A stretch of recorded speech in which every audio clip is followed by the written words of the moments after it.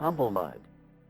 I recently suffered a really bad fall. No, seriously, I ended up fracturing both my left elbow and my right ankle. As a result, I'm not permitted to use my left arm at all, and I have to keep it in a sling at 90 degrees like you see here. Unfortunately, that means that a lot of the backlog games I was playing, like Mass Effect, are currently, literally, out of my grasp right now. So I started researching games that I could play one-handed, no, not like that, and stumbled upon a familiar name that I was interested in as a kid but never got a chance to play. I started it up, and little did I know, I'd be seeing bright blue skies against an early to mid-2000s aesthetic peppered with just the right mix of lo-fi polygons, realistic photographed textures, and sprite art. I was about to be immersed in a completely original world with unique characters and an amazing soundtrack. My first thought was this game is about as Dreamcast as a game can get. But get this, what we are about to discuss today was released 6 years after the Dreamcast was discontinued on none other than the Nintendo Wii and was published by another 4-letter Japanese company, Koei. The game's called Opoona.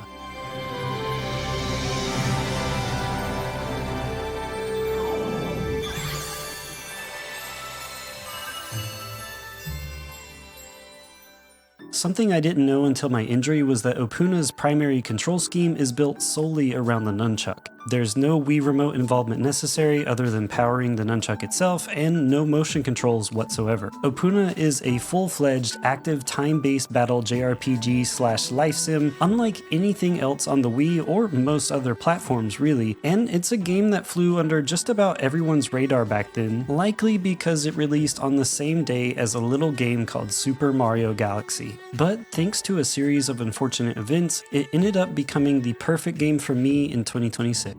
When it comes to the story, Opoona is a deliberately simple one. You play the titular character Opoona and wake up inside of a giant spaceship, getting woken up by your siblings. You're told that your father wants to speak to you, and so after a little bit of exploring, you talk to him, and shortly thereafter the ship's internal lights start flashing red and warning sounds fire off. All of a sudden you're in an emergency situation, and your parents rush you and your 2 siblings into escape pods while they stay with the ship and hopefully land it in a safe fashion. You end up crash landing on a planet called Landroll, a world split between thriving dome cities and a monster-infested wasteland called the Deadlands. While the game starts with a relatively urgent hook, the pace of the game in general is much slower and laid back. It turns out that you landed in an entirely different part of the planet from your brother, your sister, and your parents, and you aren't immediately reunited with them in the way that you might expect. In fact, your sister's whereabouts are completely unknown, your parents are supposedly resting in a place called Sanctuary where they're being treated for their wounds, and your brother, it turns out, has a natural gift for magic, so he's being trained as a sage in another dome elsewhere. The Society of Landroll is a meritocracy first and foremost, and since you're now stuck here waiting for your parents to get better, the adults encourage you to go ahead and integrate in the meantime. After all, there's a quota to fill, so why not get your hands dirty and learn which trades you're best suited for just like every other kid does. And thus, the first act of the game will see you taking on a variety of jobs in order to better your social standing. In fact, you are literally rated as a citizen based on the actions you take to benefit the society. And until you climb certain ranks, you'll find that many places are gated off, preventing you from accessing them. Nevertheless, everyone here seems so happy and unbothered by your plight. It's a bit unsettling, and the game does a good job of making you feel like a foreigner in this way. And the whole meritocracy thing is not unlike an episode of Black Mirror. Just a much cuter one, I guess. Similar to how your brother is poised to undergo sage training, you will be trained to become a ranger, battling in fighting sims, and eventually for real as soon as possible.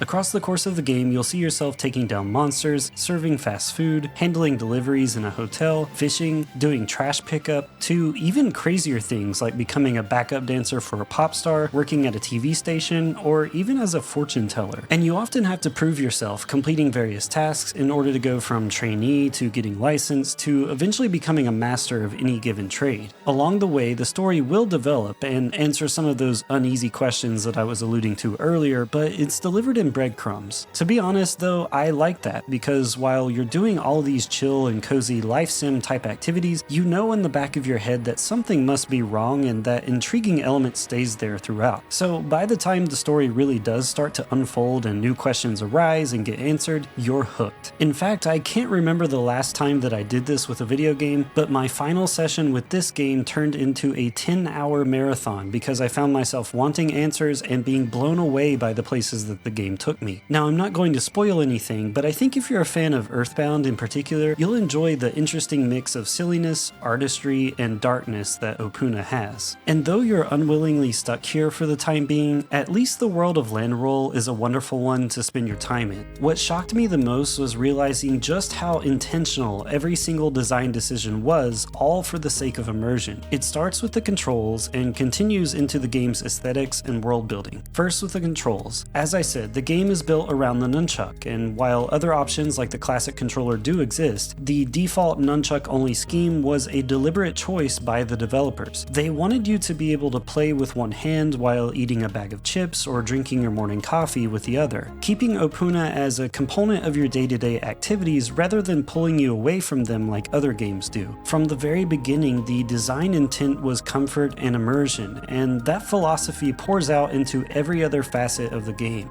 So real quick, you might be wondering how this little guy fights, especially with only a nunchuck. Funnily enough, Opoona has an active time battle system similar to the original Final Fantasy VII. Any action, from a normal attack to using an item to casting a spell, will draw from your energy gauge, and only once it refills to 100% can you act again. Enemies, however, have their own attack cadence and they will not wait for you. By the way, look how Earthbound coded these guys are.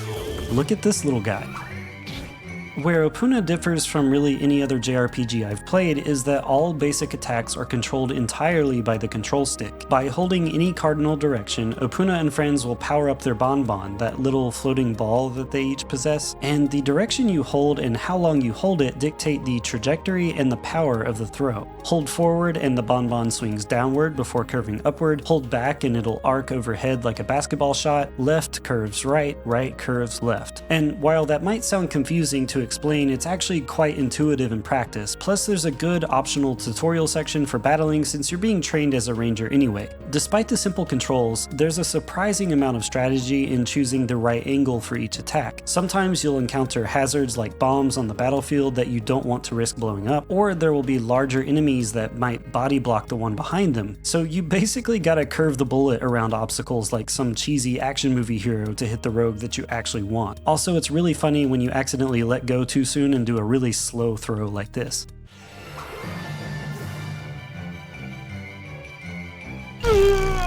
The first third or so of Opoona is fairly easy, but once your siblings join the party, things become considerably more demanding. Each character attacks at a different pace and fills a different role, so you're constantly juggling offense, healing, and positioning while enemies keep pressuring you. By the final act, the game becomes surprisingly difficult, and that's where both the strengths and the limitations of the combat system really start to show. Overall, the battle system is very engaging though. The time limit and aggressive enemies keep you involved, but because the majority of your actions are controlled with a single stick, it isn't terribly input heavy. And just as an aside, the fact that this game is controlled entirely with one stick, just like the Sega Dreamcast controller famously did during a time of dual analog, is just one more reason why I think Opoona has big Dreamcast energy. The first thing that gave me those Dreamcast vibes, as I'm sure you've seen, were the visuals though. Opoona is one of the most Frutiger Aero games I have ever seen. That's the term for that optimistic early 2000s vision of what the future was supposed to look like once technology and nature learned to coexist. Do you remember the iMac G3, for example? Those rounded edges, the white border framing the screen, those quirky translucent colored tops? That's basically the entire aesthetic of this game, complete with a seamless blend of nature in these high-tech environments. And what I really enjoyed about this was that it made me feel like I was roaming around in a more expansive version of the environments from Phantasy Star Online. PSO has that vibrant vibrant tech meets nature world that I just love to get lost in, and I think if you feel the same way, you can see exactly what I'm saying through the clips that I've shown so far. Both games have futuristic transportation systems, views of space, administrative areas that you need to go to in order to get your next task, a dangerous wilderness outside the walls of a perfect futuristic human society, and many more similarities, which I'll get to later. Beyond many video games, even those produced with substantially higher budgets, Opoona's world of land roll has a real sense of place. Something remarkable about this game is that pretty much anything you could imagine being necessary for a functioning society, Opoona has represented in a thoughtful way. It feels like every instance where a developer could reasonably cut out a detail, the team behind Opoona chose not to. Even when something doesn't directly push the plot forward, and most players probably wouldn't have even noticed it missing,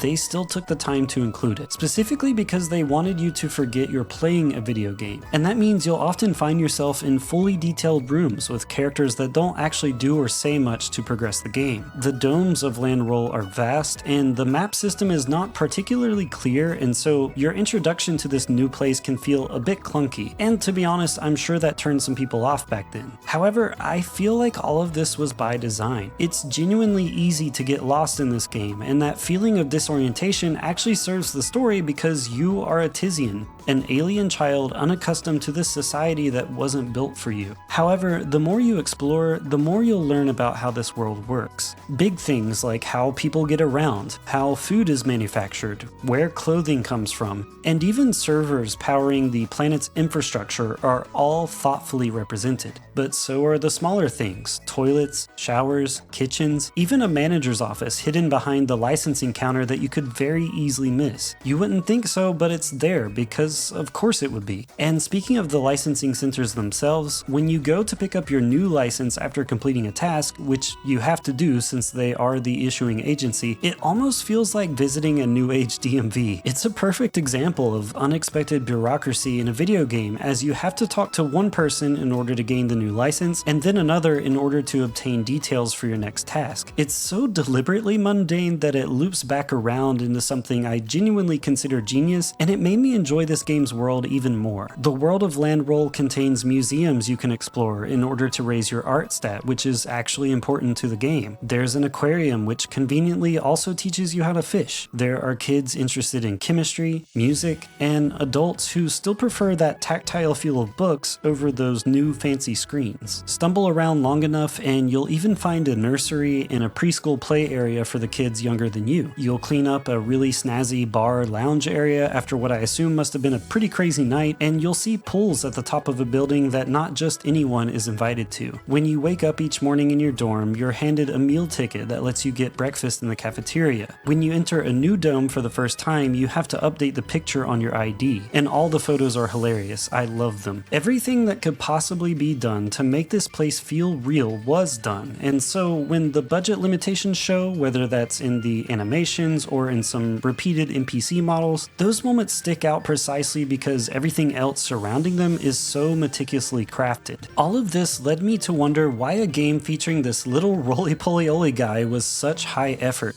Who worked on this thing? While Koei published it, Opoona was developed and conceived by Arte Piazza. If you don't know who they are the masterminds behind many of the Dragon Quest games like the DS and 3DS remakes, as well as the amazing Dragon Quest XI.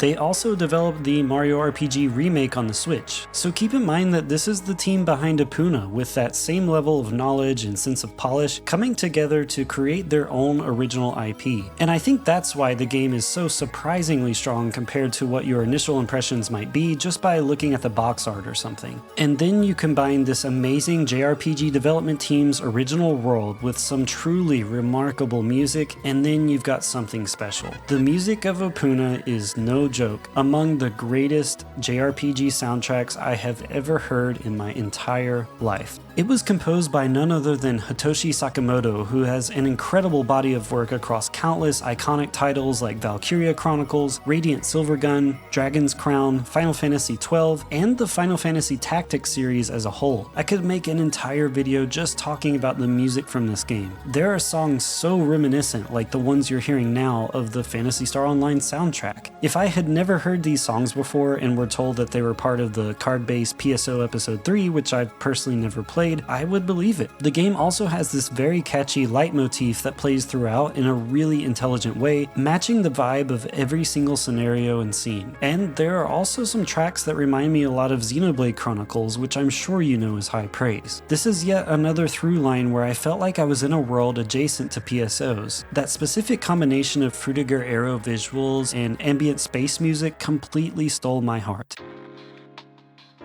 It definitely gets pretty grind heavy towards the end, like a lot of JRPGs do. I was around level 22 by the final moments of the game, but I needed to get my party to about 32 before I could actually stand a chance to win, and that took some time. If you don't see yourself enjoying the minigame and life sim elements this game has, then it's likely not going to be for you, because you need to do a good bit of them in order to build relationships with the NPCs, which is also extremely important if you actually want to beat the game, since Opoona is secretly a game about friendship. And on that note about the minigames, not all of the minigames are created equal. Oddly enough, my favorites were the trash pickup and fishing, which for that latter one is a good thing because fishing specifically is a very important minigame that you need to do for story reasons. Others like the fortune telling or working that retail clothing job weren't really that fun and felt like a bit of a time waster. Thankfully, those aren't necessarily required. It takes a while for the plot to really get off the ground and quite a long time before you even get your first party member, which I feel like might contribute to many people writing the game off before they really got to some of its best moments. The official English translation is also not the best. It's understandable enough, but there are definitely moments of stiff writing, as you can see here, and there were even some times where the game accidentally mixed up yes and no, so I would tell people things that I didn't intend to. It's often unclear where to go next or who to talk to, as the game and dialogue can be quite vague, and to make things even more difficult, the opening area Tokyon is one of the most labyrinthian areas I have ever experienced in a video game. I feel like it would have been better suited as the third dome, probably, rather than the first. However, I will say the other three main domes are a lot more intuitive and easier to follow by comparison, and I found out that there's a script enhancement mod out there that you can use to make the dialogue better. Nevertheless, this is definitely a game you want to use a guide with, but that's not always a bad thing. There were so many things I feel like I would have never figured out on my own, but then again, stumbling upon something I missed naturally was a fantastic feeling, and I'm sure was a big part of the designer's intent. There were many times where I was lost and accidentally stumbled into a room I had never been in before, only to realize just how much content I'd have missed out on had I never made that wrong turn. And if you're interested in playing this, the Red Butler has a great walkthrough on GameFAQs that will get you close to 100% if that's what you desire, and that's what I used from time to time when I got stuck. With upgraded textures and a higher resolution, a new and better map system, and the ability to have a sort of favorites menu of your most used spells so that battling in the late game is a little less stressful, Opoona would be a great title that would probably see a second life on something like the Nintendo Switch 2, and you could even make it optionally playable on one Joy-Con to continue the original game's spirit. Otherwise, the only other full-fledged Opoona content available is his inclusion as a playable character in Koei's Warriors All-Stars. However, unless you pre-ordered the game back in the day, the only way you can actually unlock him apparently is by getting all 10 hero endings first.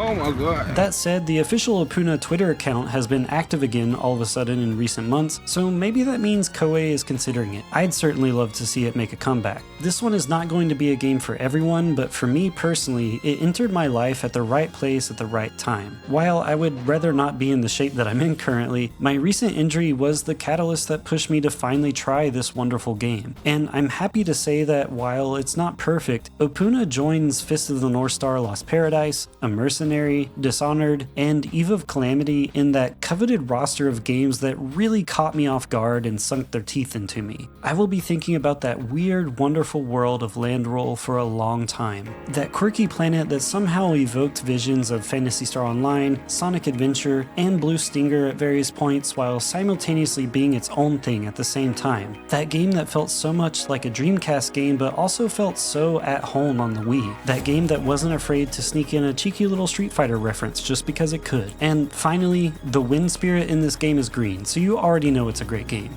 If you're still here, thanks so much for watching, and as always, stay humble.